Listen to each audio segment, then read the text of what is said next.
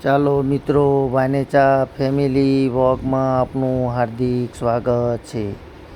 ચાલો મિત્રો, તો હવે આપણે પ્રવાસને આગળ જઈ રહ્યા છીએ, જે હું તમને બતાવી રહ્યો છું. મિત્રો, આજે હું તમને સરસ મજાના મંદિર એટલે કે ભડકેશ્વર મહાદેવના દર્શન કરાવવાનો છું. મિત્રો, જે આપણે દ્વારકાની બાજુમાં જ આવેલું સ્થળ છે. મિત્રો, કારણ કે આપણે બેટ દ્વારકા પણ દર્શન કરી શક્યા નહીં, કારણ કે ત્યાં કેમેરા અને મોબાઈલ એલાઉન્સ નથી. મિત્રો, તો અત્યારે આપણે હવે દ્વારકાની બાજુમાં જ આવેલું સરસ મજાની જે જગ્યા છે ભડકેશ્વર મહાદેવ, તે જગ્યાએ દર્શન કરવા માટે જઈ રહ્યા છીએ. મિત્રો,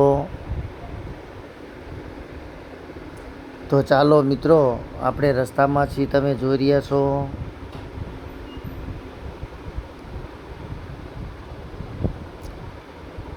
સરસ મજાનું વાતાવરણ છે.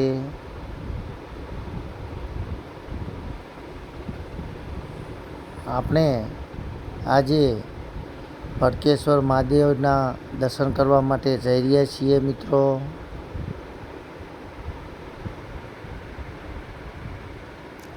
ચાલો મિત્રો, આપણે ભડકેશ્વર મહાદેવના મંદિરની જગ્યામાં પહોંચી ગયા છીએ, જે હું તમને બતાવી રહ્યો છું. મિત્રો,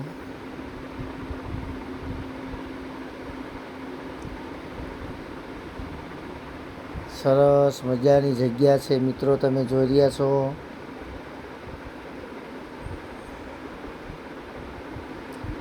તે નજારો, કુદરતી દ્રશ્ય, સરસ મજાનો નજારો જોઈ રહ્યા છીએ. મિત્રો, આપણે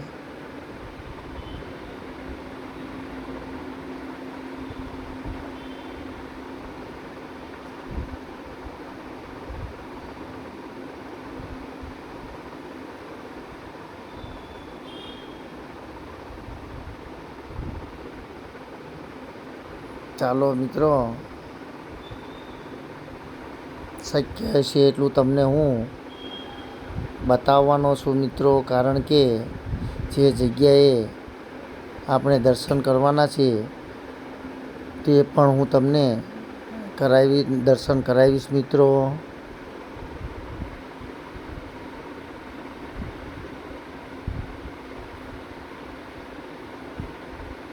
જે દરિયાના કિનારે આવેલું રમણીય સ્થળ છે. મિત્રો, તમે જોઈ રહ્યા છો.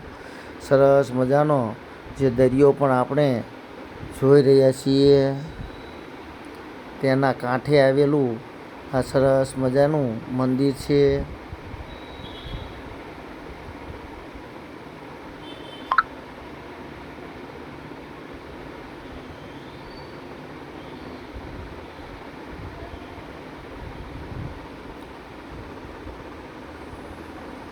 તમે જોઈ રહ્યા છો. મિત્રો, દરિયો પણ જુજવાટા બરાબરના મારી રહ્યો છે. મિત્રો,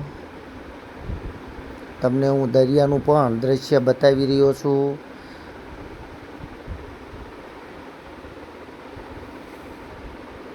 પવન પણ થોડોક પ્રમાણમાં વધારે હોવાથી વાતાવરણ પણ ખૂબ જ સરસ લાગી રહ્યું છે. મિત્રો, ચાલો તો તમે હવે મંદિરે દર્શન માટે નજીક પહોંચી ગયા છીએ. આપણે હર હર મહાદેવ, શ્રી ભડકેશ્વર મહાદેવની જય. તમે દર્શન કરી રહ્યા છો. મિત્રો, સરસ મજાનું રમણીય સ્થળ છે, દરિયાના કાંઠે આવેલું, બરાબર દ્વારકાથી એકદમ નજીક આવેલું સ્થળ છે. મિત્રો,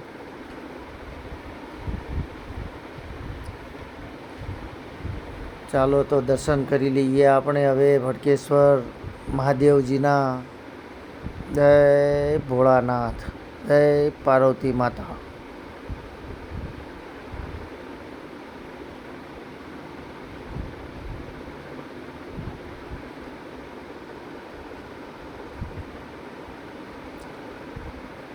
ચાલો મિત્રો, આપણે શિવલિંગના પણ દર્શન કરી લઈએ.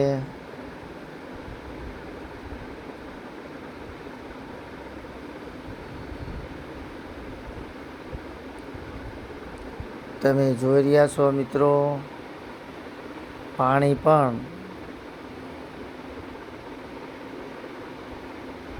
દેખાઈ રહ્યું છે, જે દરિયો જુજવાટા મારી રહ્યો છે મિત્રો. તેના બરાબર કાંઠા ઉપર ભટકેશ્વર મહાદેવનું મંદિર હોવાથી ખૂબ જ રળિયામણું લાગી રહ્યું છે મિત્રો.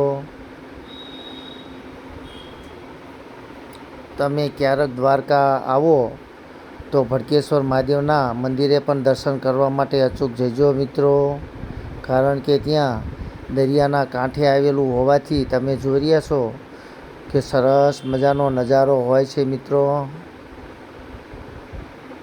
અને ફરવાનું સરસ મજાનું સ્થળ પણ છે, જેના દર્શન પણ આપણે કરી શકીએ મિત્રો.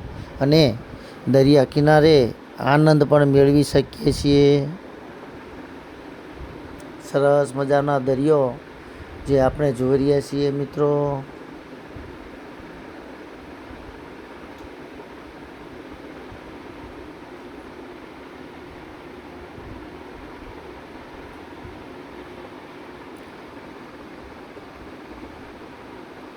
દ્વારકા જ્યારે આપણે આવીએ ત્યારે આ સ્થળની મુલાકાત અચૂક લેવી જરૂરી હોય છે, કારણ કે ત્યાં મજા આવે તેવી જગ્યા છે મિત્રો. તમે જો દ્વારકા કે બેટ દ્વારકા જાઓ તો ચોક્કસથી ભટકેશ્વર મહાદેવના દર્શન માટે જજો મિત્રો.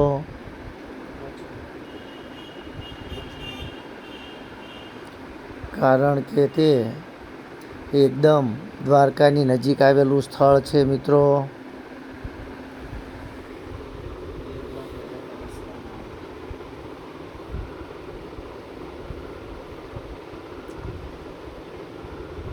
સરસ મજાનો દરિયો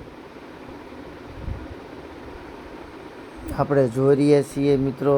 કેટલું સરસ મજાનું દ્રશ્ય જોઈ રહ્યા છીએ આપણે મિત્રો. દરિયાની અંદર ખૂબ દૂર દૂર બોટું પણ આપણે જોઈ રહ્યા છીએ. એટલે કે સ્ટીમર જઈ રહી છે તે પણ હું તમને બતાવી રહ્યો છું. શક્ય એટલી કોશિશ કરી રહ્યો છું મિત્રો.